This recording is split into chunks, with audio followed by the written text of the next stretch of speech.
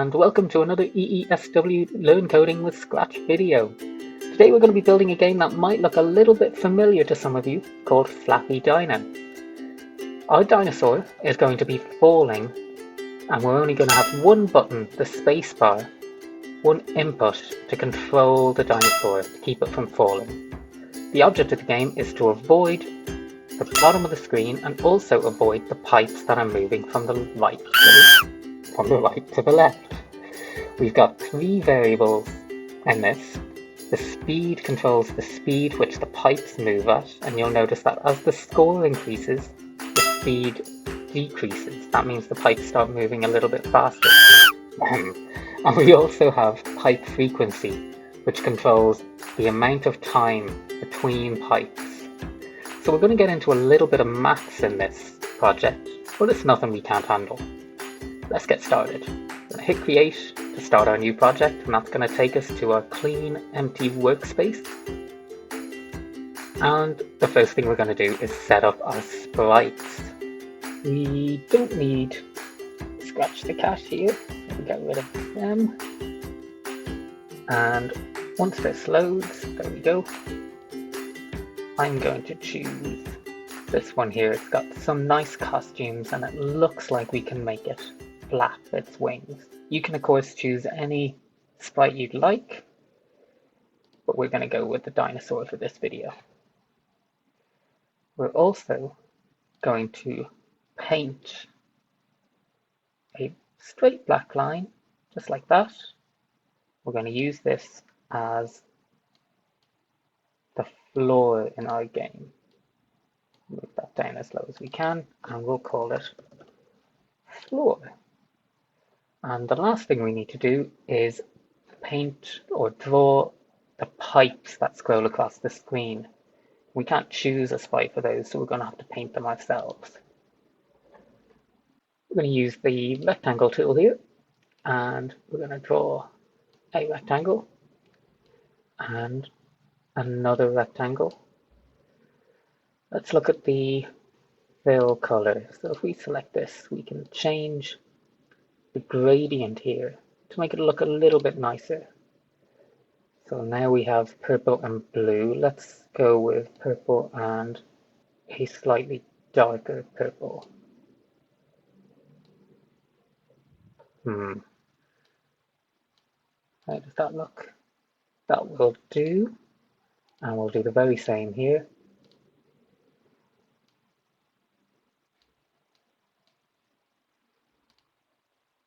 Alright, not bad. Now, we can select both of those and we can position them high or low, depending on where we want them.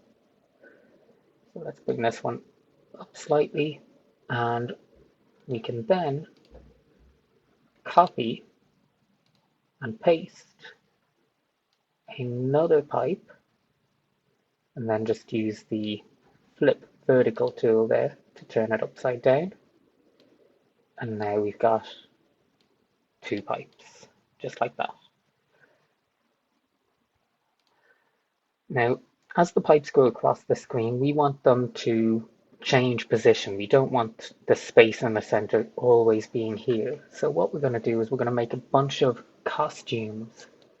We'll right click on this one and hit duplicate. And then all we'll do is we'll just move the pipes slightly like that. Let's duplicate again, and we'll bring one a little lower. Duplicate again, and let's just have one pipe. Oops. Want to make it longer, we must just select this one. Otherwise, we'll make the top of the pipe longer as well. We don't want that. And let's duplicate and flip this one upside down. Bring it to about here. So now we have 5 different configurations for the pipes. I think that'll be enough. So let's choose our backdrop, and then we'll get looking at our code. So we want outdoors would be good. And I like this one, this Jurassic backdrop. Okay, onto our code. First, let's have a look at our dinosaur. To begin, it's a little bit too big. Let's try and make it maybe half that size. Is that too small? Let's go with 60. Yeah. And we'll go to events. When the green flag is clicked, when the game starts, we want our dinosaur to start in this position. So that is going to be x minus 137, y 62. If we go to motion, we've already got those selected on our go-to block. What's quite handy about this block is if you notice, wherever I place the bird or the dinosaur on the screen, those values will change, so we can choose our position and then take our block from the left-hand side. Now we want our dinosaur to always be falling down unless we press the space key. So we're going to need a forever block for that. We'll get that in our control section. And back to motion, let's have a change Y position. So change Y. So if we remember, the center of the screen is x0, y0. If we move up, the y increases. If we move down, y decreases. Left, x decreases. Right, x increases. So let's have y decrease by 10. Let's see what happens now. Whoops. Not quite. We want to change y by minus 10. That's quite fast. So let's half that, or even less. Let's make it minus 3. Not bad. Let's try 4. Okay. And looking at our pipes, I think that we might want our dinosaur to be a tiny bit smaller to fit through those gaps. So let's drop it down to 50. Or maybe even, yeah, 50 will do.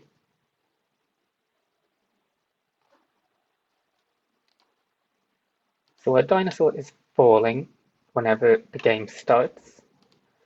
We want to say if we press the space key to move up. So we'll go to control, we'll take an if loop, and in sensing, we'll find key space is pressed. And all we'll need to do is change Y. Let's see what that looks like. Pretty good. Okay.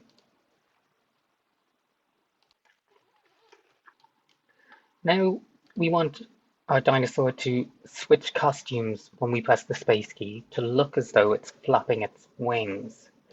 So we'll go over here to costumes and we'll have a look. Costume A is like this, that's good. And costume C is like this. So if we swap between A and C, what do we want? B and C. Okay, we want to be up B, costume B, and switch to C when we press the space key.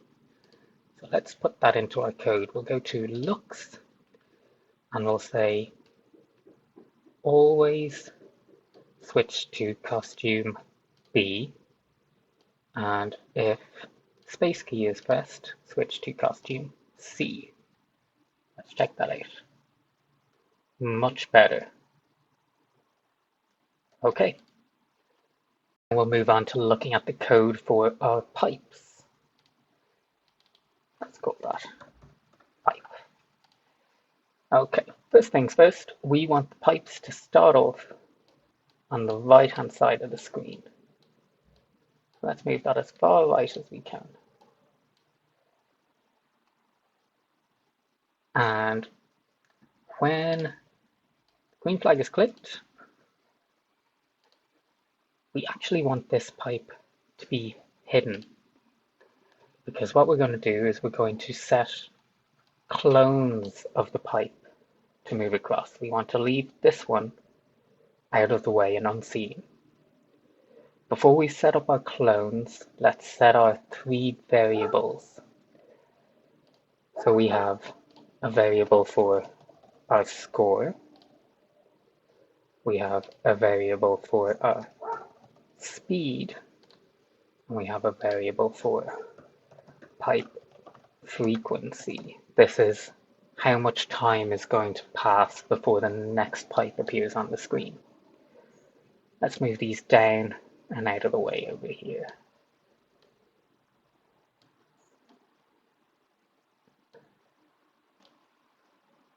So we're going to set our score to 0, set our speed, and set our pipe frequency. And let's set those both to 5 for the moment, and we'll have a look at what that means shortly. Now, because this is hidden, when I hit the green flag, the pipe should disappear. We shouldn't be able to see it. We want to create a clone of the pipe. So let's go to Control. We'll tell it to create a clone of itself.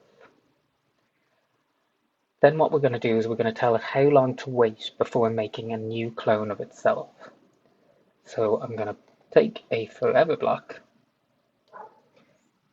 I'm going to tell it to wait 1 second and create a clone of itself. 1 second might seem like not very much time, but we'll come back to that and we'll fine tune and adjust it once we have our pipes moving. So we have this block here to say when I start as a clone. We use that and we're going to tell it to go to this position, which will be the same position as our hidden pipe over here. So let's just unhide that pipe for a moment. We'll go to show so we can all see it. So the pipe, when it starts as a clone, will start all the way over there at x269, y29. Then what we want to do is we want to tell it to move across the screen. So back to motion, and we have this one here that says glide 1 second, whoops, to x269, y29, which is over here. We want it to glide all the way to the opposite side of the screen. So the way we're going to do that is we're just going to put a minus over here. So it's glide for 1 second to x minus 269, and the y position will stay the same. Not bad. That's quite quick though. So let's say glide. And this is where our variables are going to come in. Speed seconds. And we know that our speed is 5, so it'll glide for 5 seconds across the screen. Just like that. And there's one being made every second right now, so it looks a little bit funny, but we'll adjust that shortly. Now, let's go back to over here, and we'll hide our original pipe. And when it starts as a clone, we want it to appear. So now we should just see our clones passing across the screen. And they all stop at this position, minus 269. We want it to disappear once it reaches the other side of the screen. So in Control, we have a block that says delete this clone. So it should delete the clone when it reaches the far side of the screen. Let's have a look. And they disappear like that. Perfect.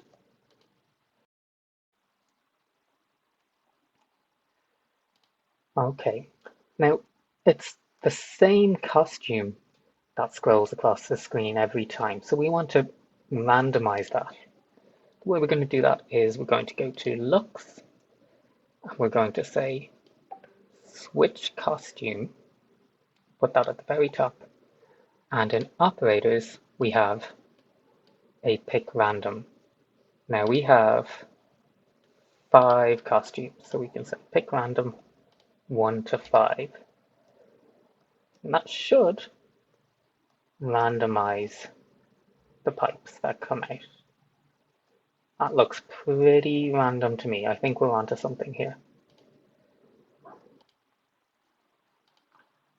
But again, pipes are moving very quickly and very frequently. We want to change the frequency at which they appear. So if we look over here, it makes a new clone every 1 second. We're going to go back to our variables again, and we're going to say wait pipe frequency seconds. So that's going to be 5 seconds. Now a new pipe should appear every 5 seconds. And that looks pretty good to me. Now we want our score to increase whenever a pipe reaches the left-hand side of the screen. So we're going to go to our change my variable, and we're going to set that to change score by 1. I'll put that here before the clone gets deleted. And let's put a sound in.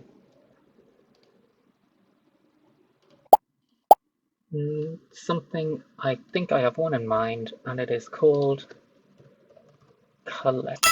Yes, there we go. So back to our code, sound, place sound, or start sound, collect. Now, when the pipe reaches the far side of the screen, our score goes up by 1 and we hear a little sound to confirm it. Not bad. What I think we want to do now is, as our score increases, as the pipe reaches the far side of the screen, we want to increase their speed. So just down here, we're going to put a variable, change speed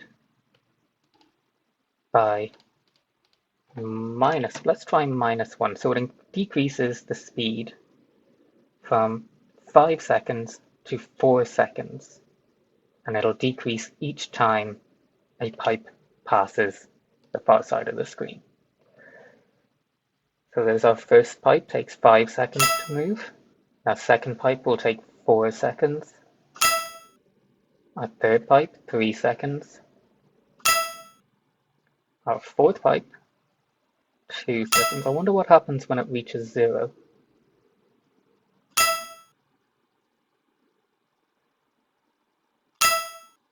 They just stop altogether.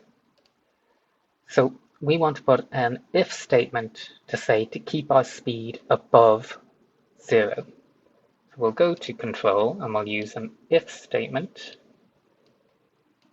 like that, and we'll say if our speed is greater than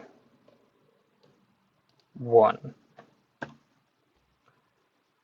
We'll get our speed block here.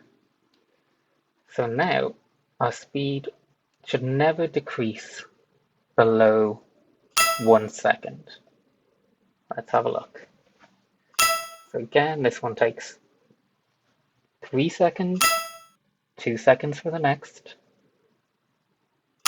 and 1 second. Our pipe frequency is set to 5, so it'll always take 5 seconds for a new pipe to appear.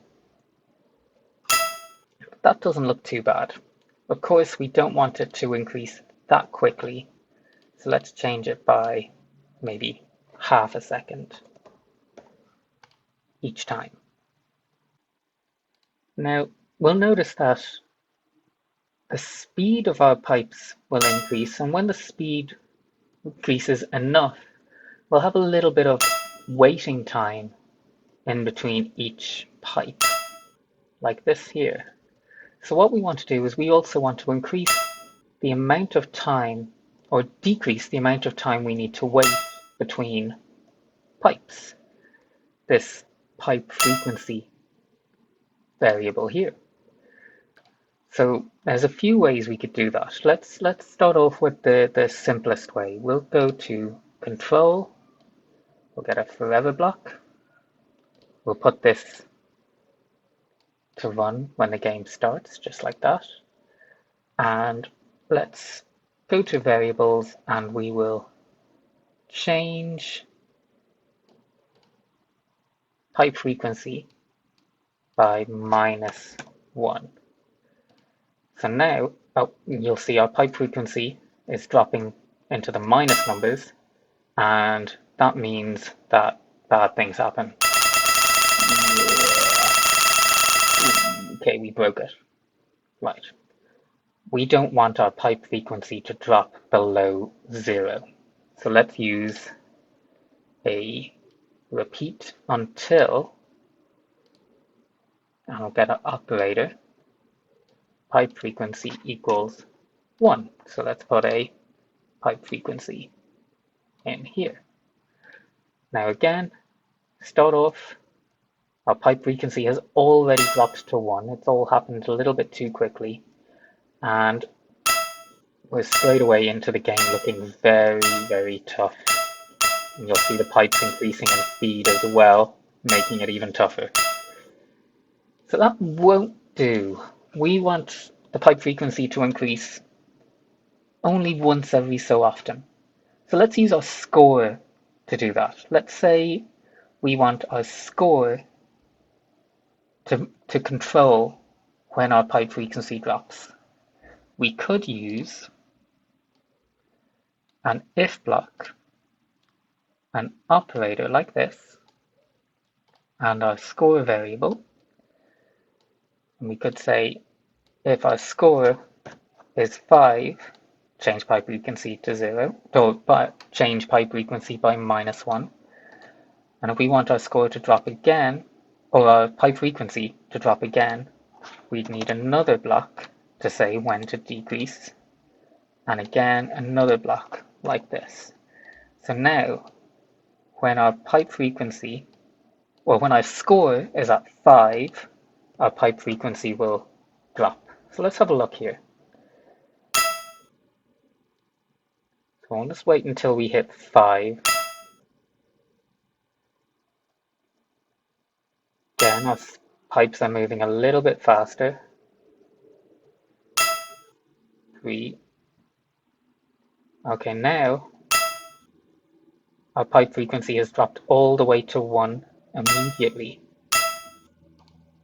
because it changed by -1 when the score hit 5. The score was still 5, so it kept changing. So we need to put a wait block in there. Let's have another look at what happens now. That's 1, 2, 3, 4, and now after this our pipe frequency should drop by 1.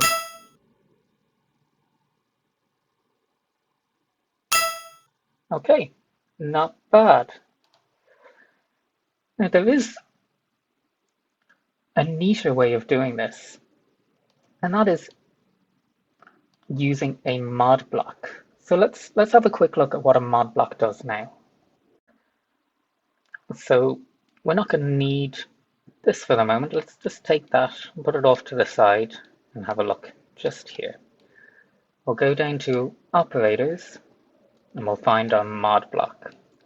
It leaves us 2 spaces to put numbers in, and not quite sure what it does. So something that every game developer, every software engineer, every coder does quite a lot is we use Google. So let's Google what the mod block does.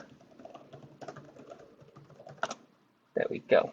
Okay, and we'll find lots of information, lots of links. Let's just have a look at the top result. The mod block is an operator block, we know that. We got it from the operator section in our toolbox over here. And a reporter block. What's a reporter block? A reporter block is a block that reports a value. It can be numbers or strings, can be numbers or text. It reports the remainder when the first input is divided by the second. For example, when 10 is put in the first input and 3 in the second, the block will report 1. 10 is divided by 3 and gives a remainder of 1. So what that means is we put 10 in there and 3 in there, it will subtract 3 from 10 as many times as it can until it can't anymore, and then it'll tell us what's left over. So if 10 minus 3 is 7, minus 3 is 4, minus 3 is 1, we can't take another 3 away, so the mod block returns a value of 1.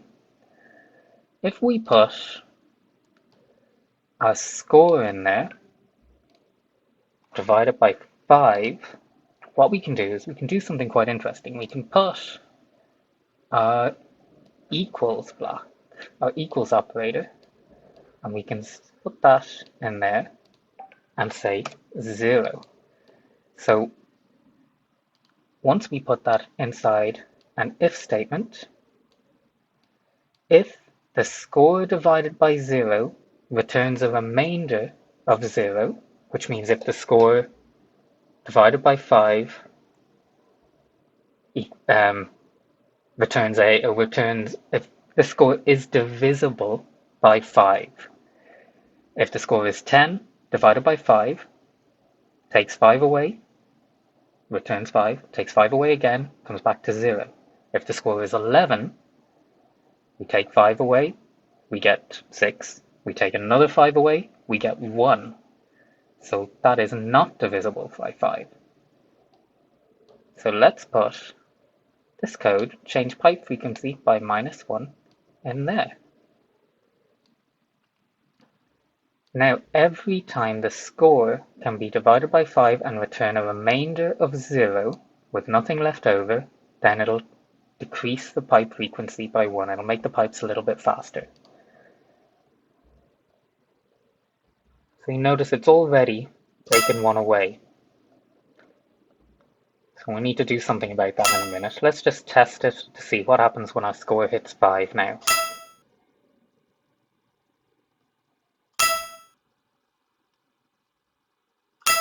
And our pipe frequency decreases.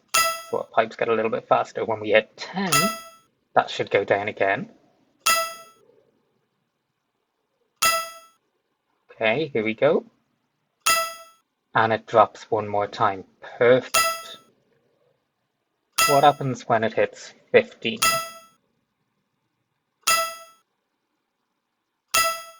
Down, so they're more frequent now.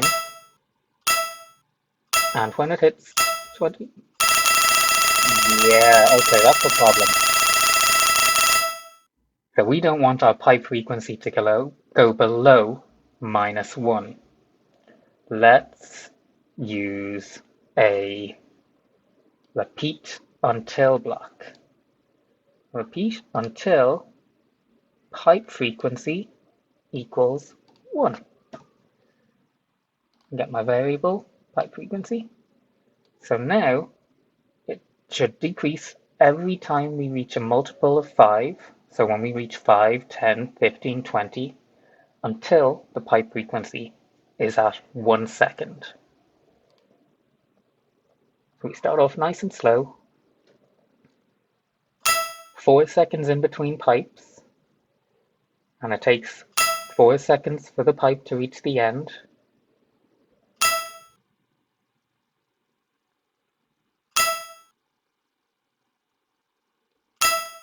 Okay, now 3 seconds between pipes. When we hit 10, it should be 2 seconds.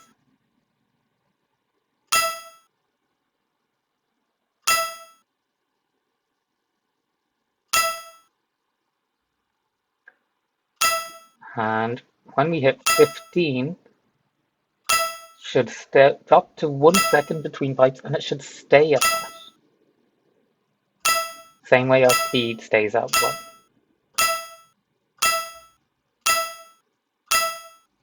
Okay, I think we've I think we've got somewhere very close to where we want to be. The last thing we want to do on our pipe frequency is it should start at 5 seconds, but when we start the game, it drops down to 4 already because 0 divided by 5, when our score is 0 divided by 5, it returns 0, so it drops the pipe frequency. So what we need to do there is just tell it to wait until our score hits 1. So let's just put a wait block and we'll say wait for maybe 10 seconds before that code starts running. So our score starts at 5, and when we hit 5, our pipe frequency starts at 5, and when we hit a score of 5, it should drop down.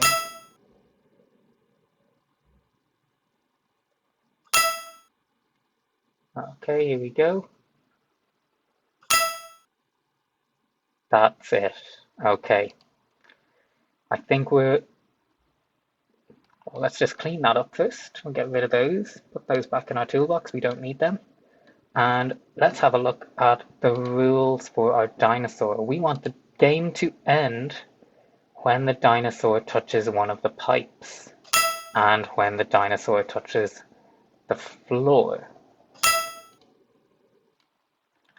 So nice and easy. We'll take our if block, put it inside our forever loop, and say sensing if touching floor, control stop all. And let's put a sound effect for when the game ends. Let's go to sounds over here. We'll search for a sound. We want probably an animal sound, something that sounds like a dinosaur.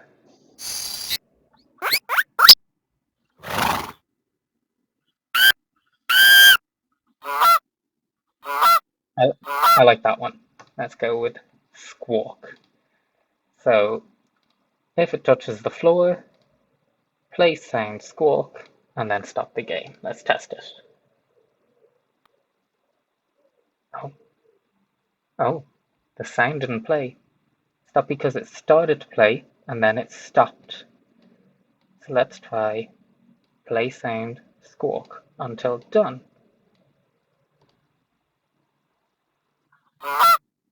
Better, much better. Now we want the game to end if it's touching a pipe as well. So we can use one of these. If touching floor, oh, hang on, or touching a pipe. So we want our or operator here. Back to sensing, I'll say or touching pipe. Let's test it. So if we touch the pipe, game over.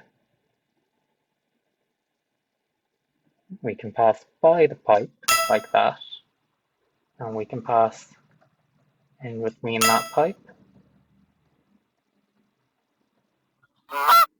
And if you find that your pipes are a little bit too close together, all you need to do is go to costumes and you can adjust them slightly to make the game a little bit more playable, like that. Or if they're too far apart, you can bring them a little closer together. So let's see how far we can get. Let's see if our game mechanics are good. It's not too tricky. So we're avoiding the floor. The pipes are getting a little bit faster now. They only take 4 seconds to pass from one side of the screen to the other. A little bit faster again, 3 seconds. Now our pipe frequency, they appear more frequently. I think our pipes are getting a little bit too fast, too quickly.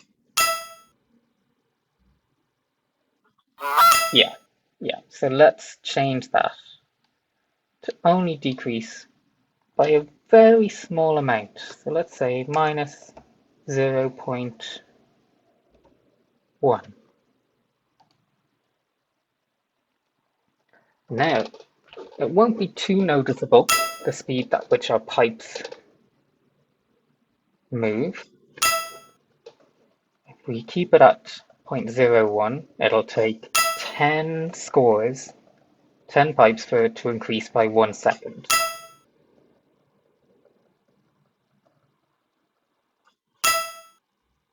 So we should start seeing, oh dear, we should start seeing multiple pipes on the screen pretty quickly. Let's try that again. So I want to get to a score of about 10 or even 15 so that we can see that happen.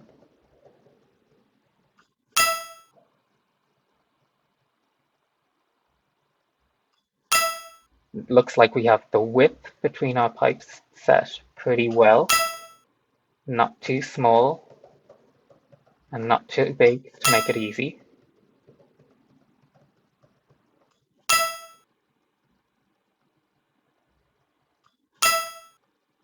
Now a new pipe should appear every 3 seconds after this one. 1, 2, 3. That's looking better. Now we're getting multiple pipes on the screen. And again, when you're doing your game, all you need to do is adjust. Whoops. Okay. What was I saying? Yes. So when you're building your game, all you need to do is just adjust the frequency of the pipes or how often the pipes decrease in frequency. Excuse me. Change how often the pipes appear on the screen using our mod block. You can adjust how quickly the pipes speed up using our speed variable here and our change speed in here. You can start your game a little bit more slowly and easily, or you can start your game quite difficult by changing the values of the variables here when the game starts. So the last thing I think we would like to do is just have another game over screen on this before we finish up. So let's go to paint a backdrop. We'll put a color behind it. Let's change the fill here because we learned how to do this earlier on. Let's see what that does. Okay, that's not bad. Let's change the second color to a red.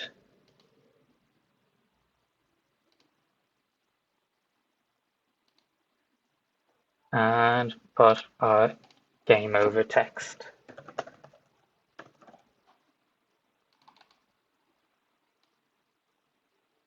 Right in the center, make it nice and big. And make it a little bit more easily read on this screen by making it white. Okay, let's go to our code. When the game starts, switch the backdrop to Jurassic. Okay, and let's go to our dinosaur code. When the game ends, switch the backdrop to game over. Let's give it a little bit of a test. And we get our game over screen like that. Just to adjust the looks of things, we know that what our speed and our pipe frequency is. The player doesn't necessarily need to know that. So let's go to variables and we can just click these little tick boxes to hide those from the screen. We'll just leave our score there. So that's it, folks. We have finished coding our very own Flappy Dino game. Well done. If you'd like to keep building and adding more to your game, a couple of ideas might be to, well, I'd like some sound effects. I'd like some sound when a dinosaur flaps its wings, maybe some background music. Whoops. Some background music would be nice. We could add some more sprites coming in from the right hand side of the screen, so it's not just pipes we're trying to avoid. You could add some more things to avoid, or you could even add something for your dinosaur to try and collect, something that will increase its score or maybe increase the speed that it can flap its wings and move up the y-axis at. I would love to see what you guys come up with. I'd love to see any creations you make, so please do tweet them to EESW and that's it. I'll look forward to seeing you at the next video. Alright folks, take care.